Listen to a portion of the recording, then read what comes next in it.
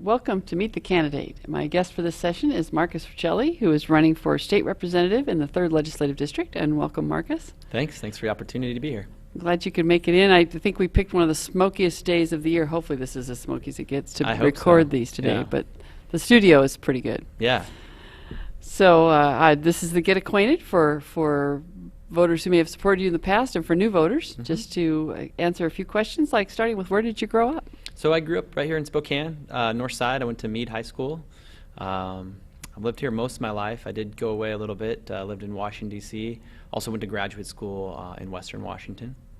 A little bit of variety there. Yeah. Where did you go to was it to college, graduate school? So I went to graduate school at the University of Washington, but I like to remind folks that I'm a ZAG first and foremost. But yeah, I had a great education at getting the Masters of Public Administration from the Daniel J. Evans School of Public Administration. Oh, very nice. One of the questions I like to ask folks sometimes is, tell us about a first job that you had. Yeah, no, one of my first jobs, I reffed soccer, so I've always been passionate about soccer. I think I could have used some more learning because I knew the rules, and as a player sometimes I use that to my advantage, but it was great to interact and understand that piece, but also just work with younger kids and help teach them the game. And so that was one of my first jobs. That sounds like more fun than just a job. Yeah, so my other one, which we've talked about before, is working at Senior Froggy, which I really enjoyed. I worked at Chapter 11 as well as a busser and a waiter. But the folks, Dave and Lisa Hook at Senior Froggy, were really good to me. I worked at 2 different locations. I think everybody who's worked for that kind of an early job has some kind of lesson they've learned on customer service. What did you learn from that that's helped you in your current career? Well, first and foremost, the customer's always right. You try and make it right. You want them to keep coming back, and we screwed up in the back sometimes, and we just want to fix it and make sure people had a good experience. And I know we did it right because I still to this day eat there, and I also ate before and after every shift, so I knew we were doing something right. Well, that's a good recommendation for any restaurant. Yeah, right. Also, don't fry and try and make a mint panada. That worked the fryer too, and I tried to put hard candy mints in a tortilla once as an experiment, and it did not work out well. Okay, I'll keep that in mind. Okay. So, other than school and formal learning, are there some informal learning opportunities that you've had that give you a good anecdote to tell? Oh, I mean, the learning opportunities for me, I do a lot of coaching. Not sports, so I've coached a lot of soccer teams, but also I had a bipartisan experience coaching YMC Youth Legislature before I was elected with actually Kevin Parker's former campaign manager, and we told the parents this isn't going to be a nonpartisan experience, it's going to be a bipartisan experience. And what I can take from now and what I think is really important as I see passions really high is that those students, after getting trained a little bit, understood the importance of respectful discourse and debate, and so it was really heartening to see them step into that space and just civics in general. The importance of just understanding the public square and why we should participate. So that's the lesson I learned from them, and I would put them at that time up against a lot of adults walking around with their civic knowledge and their zest for participation. Zest is a nicely chosen word. Right. We should have more zest and less anger would be Yeah, nice. That would be great right now. So what prompted you to, I skipped over one question I'd like to ask. Is there some travel experience that has influenced, that's given you some insights coming back? You know, as a Spokane native, where have you been? So I worked in North Carolina, Minnesota, Colorado, Washington, D.C. I think Washington, D.C. was probably the most impactful, quite frankly, with all the stuff going around with racial justice right now, et cetera.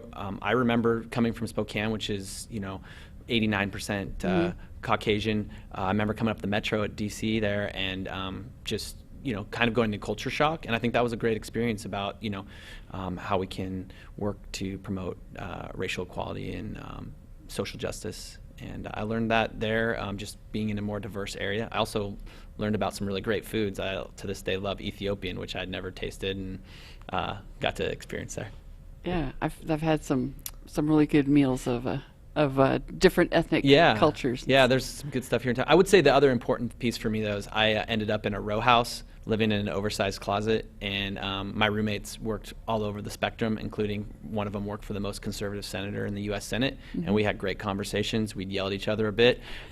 We'd go to brunch and we'd find some things we agreed upon, and that really was a transformative experience. Sounds good. So what prompted you to volunteer to run for elective office? Well, I did have a history of working for elected officials. I worked for both U.S. Senator Maria Cantwell and then Senator Lisa Brown as she was majority leader. Before that, I worked on a number of campaigns. I was a business major who wanted to make as much money as possible, and then the Jesuits at Gonzaga talked to me about service to others, and I really saw public service as kind of that connection, and it really stuck out for me. And my roommates in college noticed I was watching C-SPAN and drinking beer, and they were like, "What's the matter with you?" And I figured if that opportunity ever jumped out, I would do it. Also, I'm a Spokane kid through and through. I love this community, and now I'm raising my kids here, and I want them to have even more opportunities than I did right here. And that doesn't mean they have to stay here, but if they want to, I want to be able to find a job and be able to pursue whatever endeavor they choose. Okay. Those are all good reasons. And I want to give you that opportunity for that 1 or 2 minute wrap up to tell people why should they vote for Marcus Riccelli for third legislative district state rep. Yeah, I think particularly, Sue Lani, I have a record of delivering, and it's not on partisan things. It's on bipartisan efforts around food security, around dental access and healthcare access. I was the prime sponsor of the WSU Medical School and helped to increase that class size, working with folks on the other side of the aisle. Basically, fighting for Spokane's in my DNA, and I have a track record of delivering. I believe this is a hiring process. I think I ask people to look at my track record. They can go to marcusriccelli.com. They can look at all the things that I've put out there and worked on, and I think I deserve to be rehired. All right, there's your pitch. Yeah. Thank you for coming in. Thanks.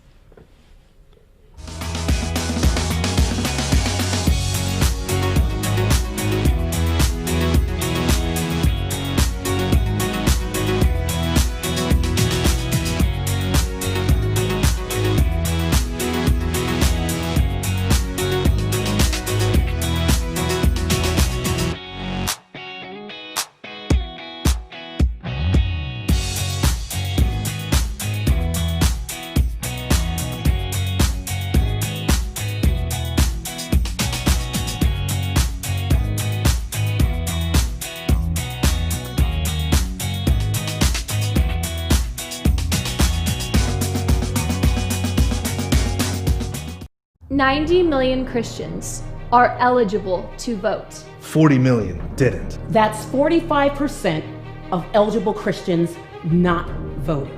We can change that. We Believe We Vote was designed to arm people of faith with information on candidates and how they line up with biblical and constitutional principles. It's simply WeBelieveWeVote.com. We're on a mission to rev up the 2020 election. Tell your friends, your neighbors, and especially your pastors to rev up. Be an educated voter. Arm yourself with truth based on the Word of God. 2020, rev up. Register, educate, vote. Rev up. Rev up. Rev up 2020.